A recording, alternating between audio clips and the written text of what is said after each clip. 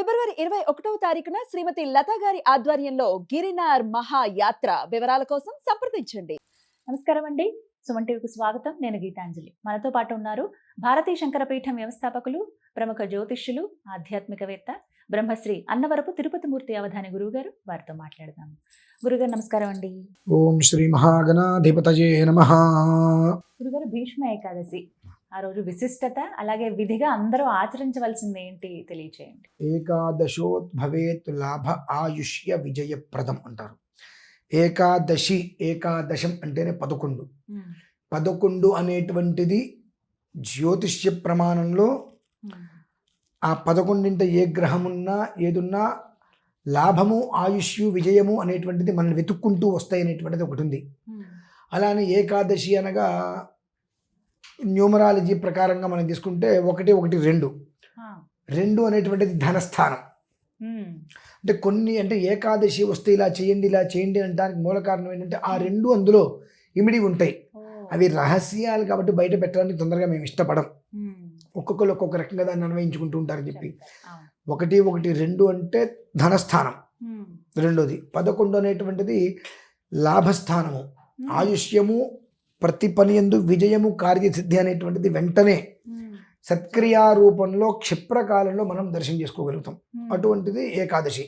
అందులోనూ కూడా ప్రతి ఏకాదశికి ఒక్క పూట మాత్రమే, ఉపవాసం కాదు, పలహారాలు ఏవైనా చేస్తూ ఒక్క పూట మాత్రమే, అంటే సాయంత్రం నక్షత్ర దర్శనమో చంద్ర దర్శనమో అనంతరం పాలన్నం తింటే ఆ మనిషికి శుక్లపక్షంలో చంద్రుడు ఏ రకంగా దినదిన ప్రవృద్ధి చెందుతాడో అలా ఆయుష్యు పెరుగుతుంది, ఐశ్వర్యము పెరుగుతుంది, తేజస్సు, అనారోగ్యం అనేటువంటిది దరికి చేరదు.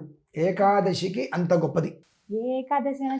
ఏకాదశి అంటేనే గొప్పది, చాలా గొప్పది. ఎందువల్లంటే జ్యోతిష్యానికి సమూలంగా ఏ స్థానంలో స్థాన బలం ఉంటే మనం ఎదుగుతామో ఆ రెండిట్లకి మూలం ఒకటే ఏకాదశి. ఈ ఒక్కొక్క తిథికి ఒక్కొక్కటి జ్యోతిష్య ప్రమాణానికి ఇస్తాడు. అందులో ప్రధానంగా ఏకాదశికి 2 విధానాలు ఇచ్చాడు. ద్వితీయార్థము ఇచ్చాడు, ఏకాదశార్థము ఇచ్చాడు. 2 కూడా విజయప్రదలై, అంటే వృద్ధికి మూలం 2. అందులోనూ కూడా చంద్రుడికి సుగమంగా ఇచ్చాడు. చంద్రుడు మనఃకారకుడు. ఆ రోజు నాడు మనం చేసేటువంటి కొన్ని ప్రక్రియలు మనం ఎందుకు వృద్ధి చెందుతాం, ఎందుకు నాశనం అయిపోతామంటే చంద్రబలం లేకపోతే, చంద్రుడి అనుగ్రహం లేకపోతే మనస్సు కకావికలమైపోయి ప్రతిదాని ఎందు కూడా వేదన ఎక్కువైపోయి మనిషికి బుద్ధి నశించి అధోగతి పాలవుతాడు. అంటే ప్రతి దాని మీద కూడా ఒక క్షణం లేట్ అయింది కోపం వచ్చేసి మనిషి తనను తాను కోల్పోతాడు. అదే చంద్రబలం ఉంటే 1,00,000 రూపాయలు వచ్చినాయా, ఓకే ఎక్కడ పడాయి, 1,00,000 రూపాయలు పోయినాయా, ఓకే అది మంది కాదు. ఆ స్థితి చంద్రబలం ఉంటే మాత్రమే వస్తుందమ్మా. ఇక మిగిలిన 8 గ్రహాల యొక్క బలం సంపూర్ణంగా ఉన్నప్పటికీ కూడా చంద్రబలం లేదు అంటే మాత్రం మనిషికి స్థిరత్వం ఉండదు. మనస్సు పలు రకాలుగా ఆవేదన పర హృదయంతో, ఎలాంటి ఇప్పుడు దీనికి భీష్మ ఏకాదశి ఉంది, దీనికి భీష్ముల వారి తండ్రి గారికి అన్నిటికీ ఒకదానికొకటి అనుసంధానం. ఆయనకి శంతన మహారాజు నది దగ్గరికి వెళ్తే గంగ మీద మనస్సు కరిగిపడి అని అడిగితే, నన్ను పెళ్లి చేసుకోమని అడిగితే, నీకు పుట్టిన ప్రతి బిడ్డని నా ఇష్టం వచ్చేది చేస్తాను, నా మాటకి నువ్వు ఎదురు చెప్పడానికి వీల్లేదు అని అంటే, ఆ అమ్మాయి మీద ఉండేటువంటి యొక్క ఇష్టంతో కాదనకపోతాడు. 7 బిడ్డల్ని నీటిలో వదిలేసిన ఆవిడ. 7 బిడ్డల్ని నీటిలో వదిలేసిన ఆయన ఏం మాట్లాడితే వెళ్ళిపోతుందో అని చెప్పి మౌనంగా ఉంటాడు. 8వ బిడ్డని కూడా తీసుకెళ్తుంటే, ఇంతమందిని నువ్వు తీసుకెళ్ళిపోతే నేను ఏం కావాలి వార్ధక్యంతో అంటే, నియమానుసారము ప్రతిజ్ఞ విడిచేవి కాబట్టి నిన్ను విడిచి వెళ్ళిపోతున్నా, ఇప్పుడు చెప్తున్నా విను. వసువులు 8 మంది గర్భాన వచ్చి విముక్తులు అవ్వాలి, అందులో 8వ వాడు నీకు ప్రశాంతతనిస్తా. అతనే భీష్ముడు అండి. అంటే మీకు అనిపించచ్చు అసలు నేను అడిగింది ఏంటి, నేను చెప్తుంది ఏంటి అని. ఆయన భీష్ములు వారు. అంటే మనం భీష్మ ఏకాదశి అంటే ఇలా చేయండి అలా చేయండి, అసలు ఎక్కడి నుంచి వచ్చింది మూలం తెలియాలి కదా. ఆ అష్టవసువులలో 8వ వాడు భీష్ముడు. అతను తీసుకువెళ్ళి శస్త్రాస్త్రాలన్నీ కూడా పూర్తి చేయించి ఆ తర్వాత అతను మళ్ళీ ఆ గంగబొట్టు దగ్గర విడిచిపెడుతుంది. ఆ సమయంలో మళ్ళీ ఈయన నదికి విహారయాత్రకి వెళ్ళి ఆ పిల్లవాడిని చూసి తన పిల్లవాడే అని గమనించి ఇంటికి తెచ్చుకుంటాడు. మరికొంతకాలానికి మళ్ళీ వెళ్ళినప్పుడు అక్కడ సత్యవతి అని పడవ నడిపిస్తూ ఉంటుంది. ఆమెను చూసి ఇష్టపడతాడు ఈయన. ఆమెను పెళ్లి చేసుకుంటా అని చెప్పి ఆ పిల్ల తండ్రి దగ్గరికి వెళ్తే, ఈమెకు పుట్టేటువంటి పిల్లవాడే రాజు కావాలి, అందుకు ఇష్టమైతేనే నేను నా పిల్లని ఇస్తానంటే, ఆ మాట విని ఇంటికి వచ్చి విచారం అవుతుంటే మంత్రి ద్వారా భీష్ములు వారు నాన్నగారు ఎందుకు అలా ఉన్నారు తెలుసుకుంటే విషయం చెప్పగానే భీష్ములు వారు అంటే ఆ పేరు ఎందుకు వచ్చింది తెలియాలిగా మనకు. గాంగేయుడు ఆయన పేరు, ఆయన పేరు గాంగేయుడు. అక్కడికి వెళ్ళి మహారాజా నువ్వేం సందేహపడకు, నీ కూతురుని ఇచ్చి నా తండ్రికి వివాహం చేయి, నీ కూతురికి పుట్టిన పిల్లలే ఈ రాజ్యానికి రాజులు అవుతారు, నీకు నమ్మకం కలగడం కోసం ఈ రోజు నుంచి నేను భీష్మ ప్రతిజ్ఞ చేస్తున్నాను అని ఒక ప్రతిజ్ఞ చేస్తాడు, భీష్మ ప్రతిజ్ఞ. ఆ రోజు నుంచి ఆయన భీష్ముడుగా కీర్తి చెందాడనమాట.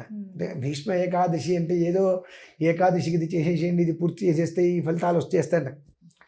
భీష్మ ఏకాదశి అన్నప్పుడు అసలు ఆయన ఒక్క వృత్తాంతం తెలుసుకోవాలి.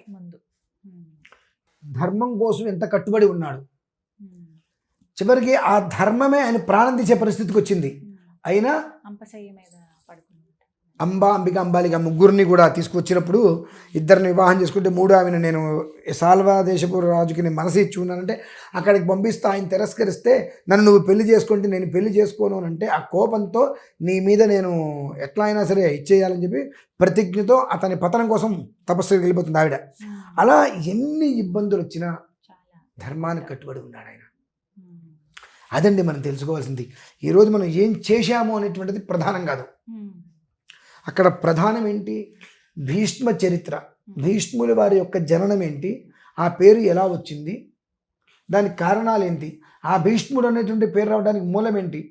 ఆయన పేరు గాంగేయుడు కదా, ఆయన యొక్క వృత్తాంతాన్ని మనం చదువుకోగలగాలి, కొంచెమైనా కనీసం ఇలా చెప్పినప్పుడే వినగలగాలి.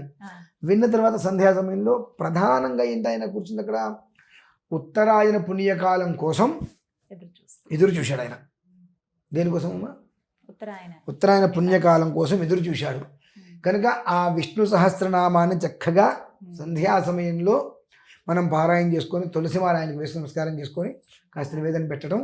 ఈ మొదట్లో మనం ఏదైతే చెప్పుకున్నామో మనిషి వృద్ధికి సంబంధించి అవన్నీ కూడా మనకు వృత్తాంతంలో వృద్ధి చెందుతాయి, కనిపిస్తాయి మన కంటికి. ఎలా కనిపిస్తాయి అంటే ఈ చదవకపోయినా ఇప్పుడు చెప్పిన విషయాన్ని భీష్మ ప్రతిజ్ఞ అంటే ఏంటి, అసలు భీష్మ ఏకాదశి అంటే ఏంటి, అసలు దీనికి దాని సంయమనం ఎలా వచ్చింది, అనువర్తమానం ఎలా వచ్చింది, ఆయన జన్మ ఎలా వచ్చింది, అష్టవసులు అంటే అసలు మనకు తెలియదు, అసలు వసువులు అంటే ఏంటి, వసువులు అంటే ఎవరెవరు అంటే 8 మంది, ఈయనకి వాళ్ళకి సంబంధం ఏంటి అనేటువంటి విషయాన్ని మనస్సు చంచల స్థానం నుంచి బయటపడాలి అంటే చంద్రబలం ఉంటే ఆ మోహం అనేటువంటిది మనిషికి వచ్చేసేసి అధోగతి పాలవకుండా ఆ మోహం మంజోలికి రాకుండా అంతా కూడా తెరలాగా అలా తొలగిపోయి నీరు శుభ్రంగా కనిపించేట్టుగా మన జీవితం మన కళ్ళ ముందు జరగబోయేది ఏమిటి అని మనకి అద్దంలో చూపించగలిగేటువంటిదే భీష్మ ఏకాదశి అనేటువంటి పర్వదినం గురించి తెలుసుకొని విష్ణు సహస్రనామ పారాయణ ఫలితం. చక్కగా ధన్యవాదాలండి. పరమేశ్వర.